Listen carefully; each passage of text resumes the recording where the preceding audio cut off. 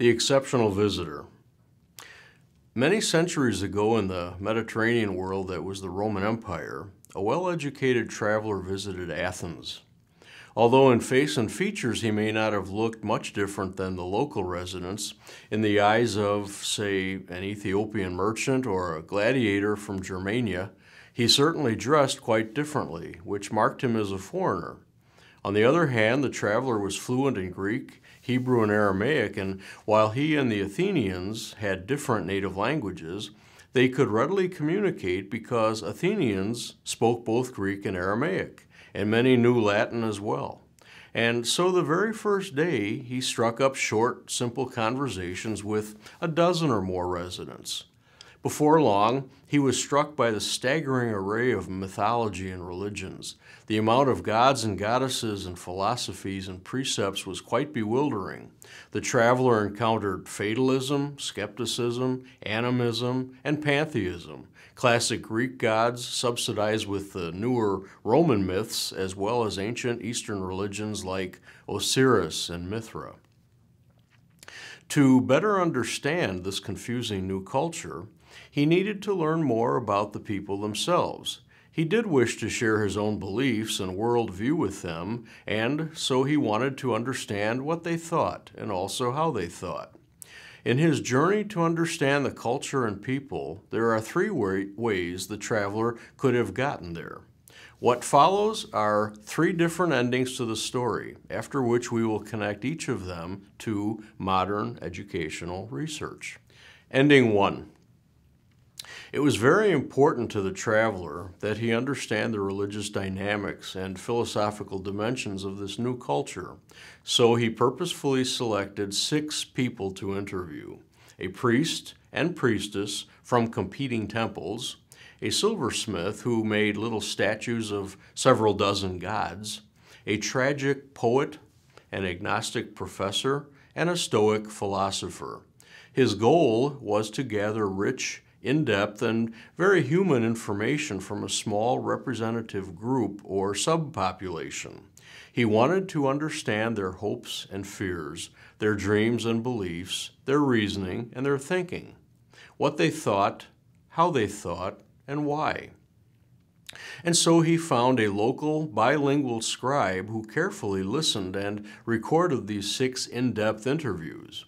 After carefully analyzing the interview responses, the visitor was able to draw some very clear conclusions. From this analysis, he recognized some key implications for sharing his own faith and philosophy of life, what to do and what not to do, what to say and how to say it, and even what not to say. Ending 2. There was such an array of beliefs and worldviews that he wanted to identify as many as possible, so he enlisted 4 local student philosophers who also spoke Aramaic and Latin, and all 5 of them went to a busy marketplace or intersection, and each one of them asked 30 Athenians 4 basic questions. In other words, 5 surveyors, 30 human subjects each, 4 basic questions asked of each subject. 1 question about their god or gods. 1 question about good and evil. 1 question about life after death. 1 question about freedom, justice, and human rights. After recording all the responses, they tabulated the data into 4 large columns, which they then cross-checked. During that analysis, the traveler noticed several very clear trends and patterns. There were themes about fate, justice, spirituality, and the afterlife. He then decided on a strategy to reach out to the people of Athens, sharing his beliefs in a way that would resonate with many, if not all of them. Ending 3. He knew what he saw. He knew what he heard. They were tolerant and curious and thoughtful, and they were religious in a vague sense. Though many beliefs and myths were evident, they were intellectual and reflective, and were thus fascinated with new ideas, philosophies, and worldviews. He knew all this. He saw, heard, and observed, and he understood. Any intelligent or educated visitor to Athens would observe and experience the same thing. So, without interviewing representative philosophers and priests, or doing a survey with scholars and scribes, or taking field notes in the marketplace, he got right to work. He responded to what he now knew. He created a new design to effectively share his own views and beliefs about life and love and justice and faith. It was a strategy based on relationships, what we might call an anchor point model with several components. The meaning, or as we might say in our course, the applied theory.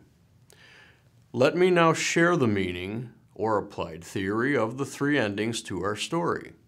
After this class or course, some of you may conduct research with new data, a thesis.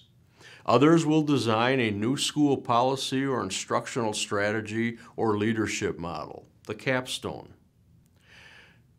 For us, as a research course, the necessary focus of our class, its nature and purpose, has been on designing and conducting research because that is a professional skill which master's degree candidates need.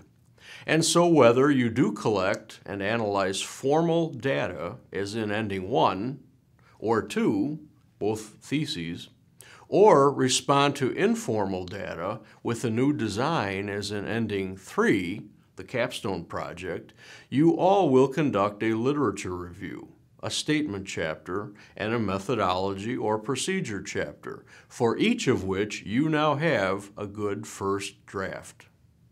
The end.